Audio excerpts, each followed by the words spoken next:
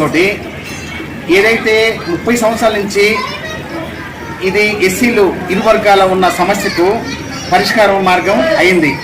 అయితే ఈ సందర్భంగా చాకచక్యంగా మోడీ గారు ఈ వర్గీకరణ అంశాన్ని ఏ గొడవలు ఇబ్బందులు లేకుండా వర్గీకరణ ఒక సునాయాసంగా చేశారు. దీనికి ఇది ఒక మోడీ గారికి ఒక అందరు కలిసి కూడా ధన్యవాదాలు తెలియజేయాలి.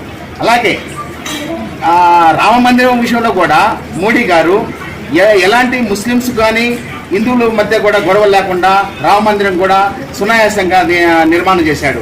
అంటే దీన్ని బట్టి ప్రపంచం మొత్తం కూడా మోడీ గారి వైపు చూస్తుంది. ఒక హిందుత్వం నిలబడాలంటే మోడీ గారి వల్లే సాధ్యమవుతుంది. అందుకని ఈ వర్గీకరణ విషయంలో కూడా మోడీ గారి ఈ నిర్ణయం తీసుకొని ఇరు వర్గాల సమస్యకు కూడా పరిష్కారం చేసినందుకు కూడా మా అందరి తరపున మోడీ గారికి ధన్యవాదాలు తెలియజేస్తున్నాము.